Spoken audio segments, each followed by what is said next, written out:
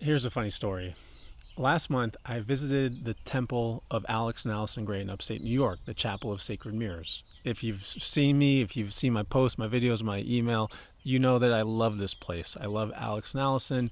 They built a fantastic community and an absolutely beautiful temple that I one day would love to build in Phoenix, at least my version of it. And they host a monthly full moon ceremony. They've been doing this for the past 291 months consecutively, ever since a shaman told them they need to do it decades and decades ago. And so I planned my trip to New York around this full moon ceremony. And I took medicine. I took about a gram of our sacrament of communion about an hour before the event started because I wanted to be in that higher state of awareness and consciousness. Well, the ceremony started, the medicine was kicking in, and Alex and Allison came up on the stage. They pulled up a PowerPoint presentation, and the presentation was the history of art in religion. And they started clicking through slides on the history of art and religion. It was not at all what I expected. I expected some type of, I don't know, like religious, spiritual ceremony, some prayer, some singing, something. I don't know what I expected, but I did not expect a lecture on the history of art. And man, let me tell you, the medicine was kicking in. I was having such a hard time sitting there as they were clicking through and talking. It reminded me of my days at West Point. It felt like it was going on forever. I looked at my watch. I was like, how much longer before this hour is done? It had only been 10 minutes.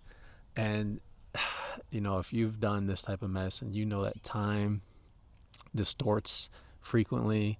And that hour-long lecture, it felt like it took forever. Now, don't get me wrong.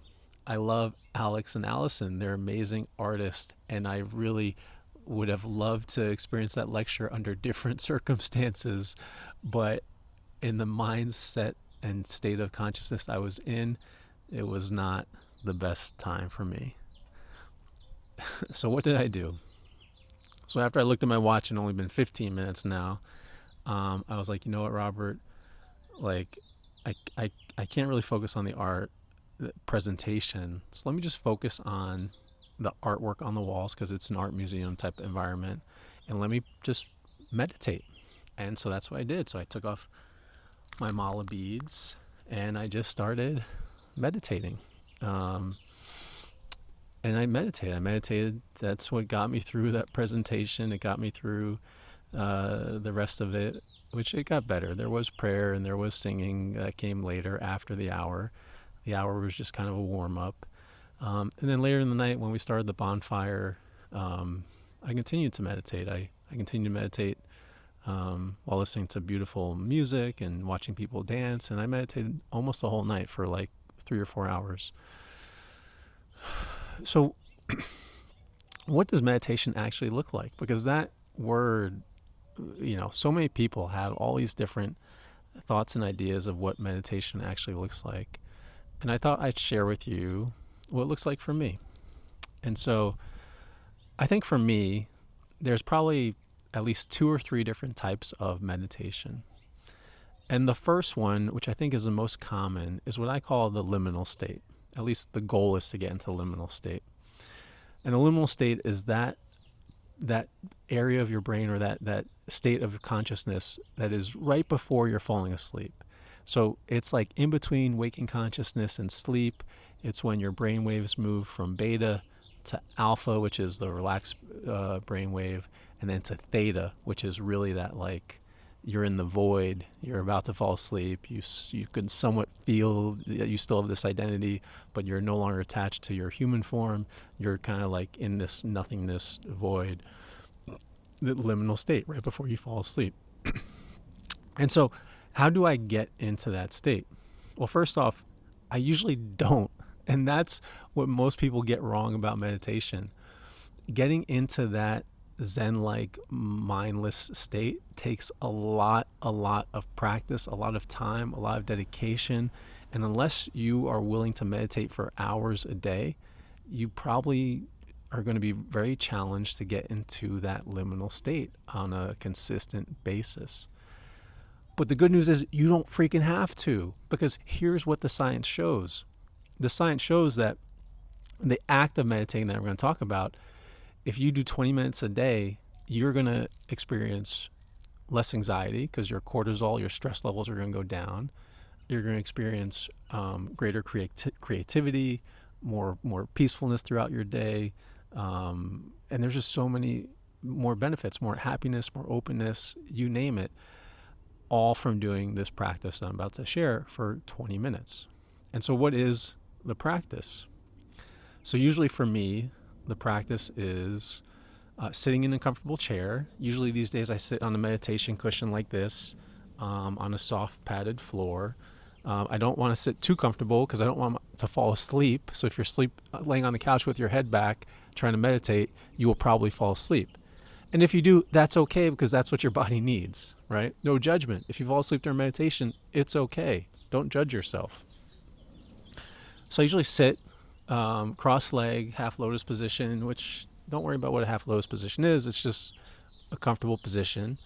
And I focus on two things usually. One is the feeling of the breath coming in and out my nose. And I just focus on that feeling. And usually when I focus on that feeling long enough, that feeling expands into greater feeling, greater awareness beyond the physical body.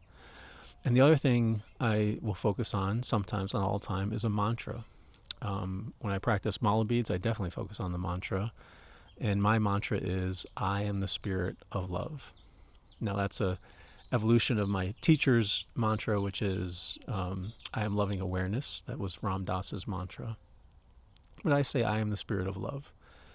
And I just repeat it over and over again. I have an ambient playlist going on in the background, just kind of mellow, repeated beats. Sometimes listening to binaural beats, which is just, sound differencing between the ears. And I just meditate and focus on the breath and repeat my mantra for 20 or so minutes. Now, when I'm practicing this form of liminal meditation,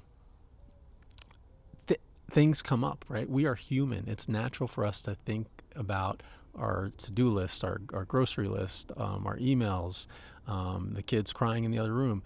It's natural to think about all those things. And the key is acknowledge them, recognize, oh, there I go again thinking about I need to pay the landscapers. And just say to yourself, you know what? Thank you. That can wait. Let me come back to focusing on my breath. Let me come back to focusing on my mantra, and just bring it back. And then you'll think, oh, I need to schedule a date night with Zyra. Okay, that can wait. Let me come back to my breath. Oh, I need to send an email. Oh, I forgot to text message Nancy. Oh, I forgot this. Thank you. That can wait. Let me come back to my breath. Let me come back to my mantra. I am the spirit of love. I am the spirit of love. I am the spirit of love. And that's it.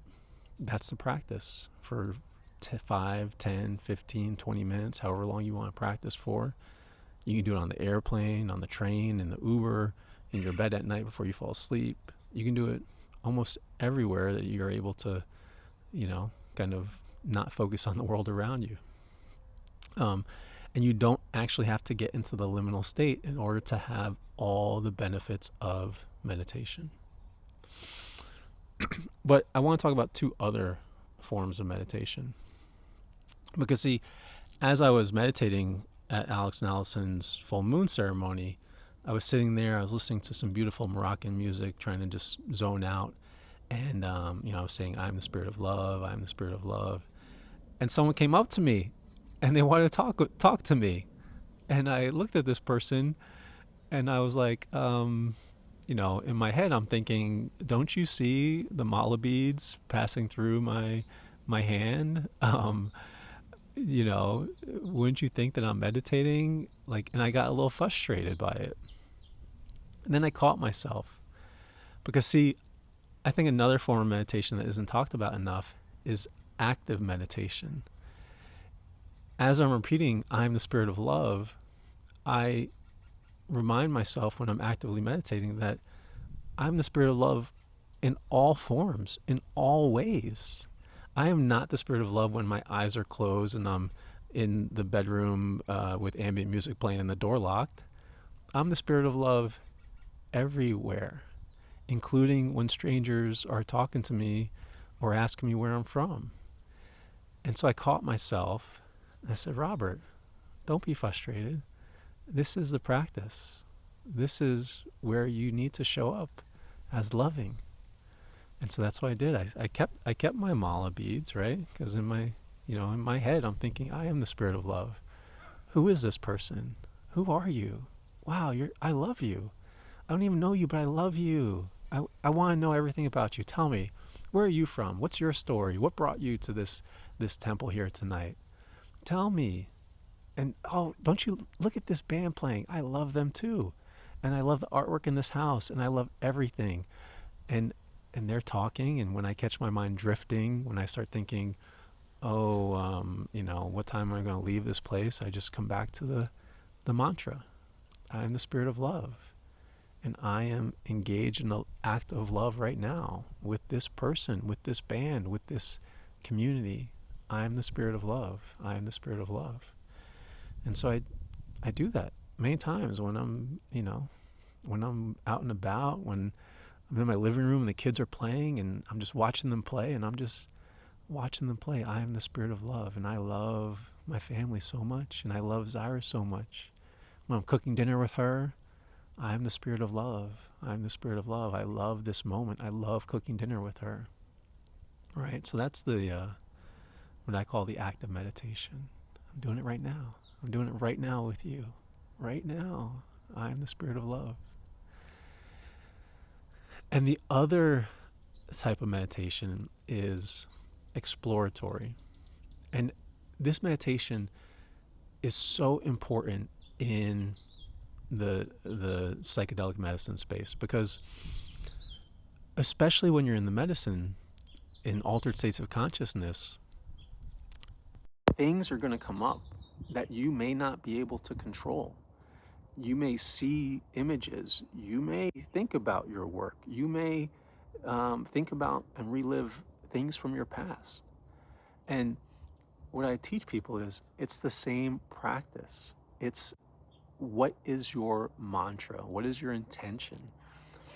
If your intention is, I am the spirit of love, well, when you experience something from your past, when you experience, oh, that divorce was really painful. Why is that coming up right now? What? Why am I thinking about being bullied in high school? What? Why? That has nothing to do with anything these days. That was like 30 years ago. Why am I thinking about like people calling me crappy in high school? What? When you're in exploratory states of meditation, then the practice becomes asking, well, what does that have to do with the spirit of love? What does that have to do with my intention? Maybe your intention is greater calmness, less anxiety. Why is the medicine showing me this thing from my past? Why is the medicine showing me a dragon that is trying to eat me and spit fire at me? What does that have to do with love? Oh, how can I show up more loving to this dragon that's trying to kill me? What does this dragon represent?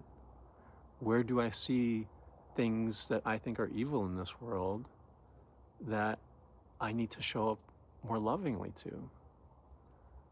And maybe I do need to let this dragon eat me in order to be loving. If I love this dragon, I should let it eat me. Look, those are just examples, right? But in altered states of consciousness, anything can come up. Fictional things, non-fictional things, UFOs, aliens, your childhood abuse, your relationship woes, your anxiety and frustration with the children, all that shit is fair game in deep medicine states. And the practice of meditation in that exploratory way is approaching everything from the perspective of curiosity. And that affects our lives in so many ways, because you don't even need these beats to meditate. You can You can meditate all day long. All day long. How can I be more loving? How can I show up more loving? How can I be a more loving father, a loving husband, a loving business partner, a loving investor, a loving coach, a loving everything? And then meditation just becomes your dharma.